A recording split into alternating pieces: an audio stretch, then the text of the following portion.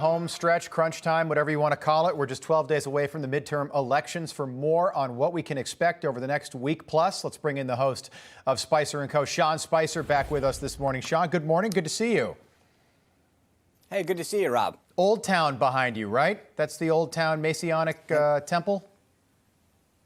Very good of you. I understand through a little birdie that you have family in the area. It's good to know that. I do. My youngest sibling lives down there with his family, and I make it down occasionally, so I'm going to knock on your door at some point, Sean. You're in the burbs, though, right? I'm not that far from the temple. I'll let the police know that you'll be in the area. Yes, please do. Warn them. Okay, so Sean, big debate Tuesday night. John Fetterman, Dr. Oz. Here's Karine Jean-Pierre on John Fetterman's performance on Tuesday. Take a listen. The president looks forward to working with the lieutenant governor when he is in the Senate. In his conversations that he's had with Lieutenant Governor Fetterman, he finds the lieutenant governor to be a strong and authentic advocate for the middle class. The president has found him to be impressive, incredibly bright and talented person who's just as capable as always to carry out his office. Sean, I get that the administration has to some extent carry the water for candidates running in close races, but strong, impressive, talented are not words that I would use to describe John Fetterman. Yeah, look, Karine Jean-Pierre's performance just there was worse than John Fetterman's on the debate stage. You can't string together a sentence that was worse than what she just did. And if it was worse, then it would have been John Fetterman on the debate stage the other night with Fetterman-Oz. So, I mean, I don't think anybody objectively, the left-wing press, whether it was Politico, the New York Times, all agreed that Fetterman did a horrible job. Democrats themselves agreed that Fetterman did a horrible job. The question is how bad. We live in a very hyper-partisan world right now. A lot of early ballots have been cast in Pennsylvania.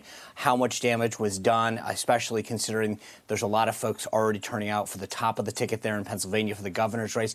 I don't know, but there was nothing helpful for the Democratic side about that debate the other night. Yeah, the Wall Street Journal with some reporting that, with 635,000 early votes already cast in Pennsylvania, that might really hurt Dr. Oz. If he does end up losing this race to John Fetterman, can we have a legitimate conversation about debates taking place before early voting starts in each state? Well, first of all, I don't think he's going to lose that race. I think most folks in Pennsylvania before the debate understood that John Fetterman wasn't qualified to do this. Pennsylvania, one of the questions that was interesting, Rob, not to get off subject, the debate moderator said to the two candidates, if the race for president were held today, President Trump would get 46% of the vote. President Biden would get 45. That's where Pennsylvania stands presidentially right now, and I think that's pretty accurate where the race for Senate stands right now. And that's why I think Dr. Oz will come out on top, not by a lot, but by just a little bit. And that was true before the debate, and I think that's true after the debate as well. That being said, I've never been a big fan of debates to begin with. I think that the people who watch them are the people who generally pretty much already know where their candidate stands. Right. I think they take a ton of money and time and resources out of campaigns. And I agree with you wholeheartedly that whether it's Senate debates, gubernatorial debates, or presidential debates, they're happening so much later after early voting starts that more and more people, you look right now, we've got 12 million Americans that have cast their votes already. And now you see, several of these debates, whether it's governor's races or Senate races or congressional debates happening now. This is unfair to the voters. It's not worth it if people are going to be voting already. Okay, a couple quick ones. Hillary Clinton, she had a birthday yesterday, 75 years old. I reposted an Instagram post that you put out. This is her tweet. Happy 70th birthday, Hillary Clinton. She said happy birthday to this future president. This was October 2016, so just weeks before she lost to Donald Trump. Do you think she's running again in 2024? Yeah, first of all, I said that tweet aged, she is aged much better than the tweet, so happy 75th birthday, right, Madam Secretary. Secondly, I don't think she's going to run. I think she wants to run. There's a distinction there.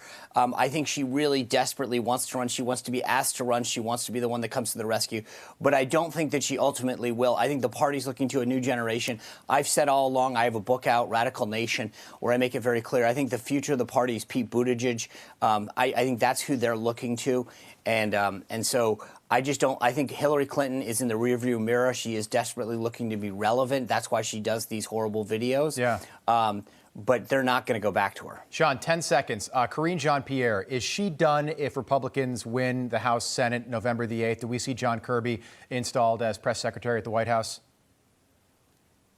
So he's not press secretary already? Exactly. I thought he was co-press secretary. He is. Does the title become formal? Yes, I think there's no question about it. She will get an ambassadorship of some sort or some other post or go to the campaign, quote unquote. But yes, John Kirby will be the next press secretary, and it'll happen right after the election. I love it, Sean. Hope we can do it again before Election Day. Good to see you again. Radical Nation is the book. Sean Spicer, the host. I hope you're liking the mug there, Rob. I was looking for the mug. It's on my desk. But yes, I'm loving the mug, the Spicer & Co. mug. We don't have them for Wake Up America. But thank you for that, Sean. Good to see you. You bet. Take care. No crooked establishment. None of that twisting the truth. No talking down to me. Don't tell me how to think. Don't tell me how to think. Don't tell me how to think. I trust Newsmax. Newsmax. They don't tell me how to think. They let me decide. Newsmax. Real news For real people.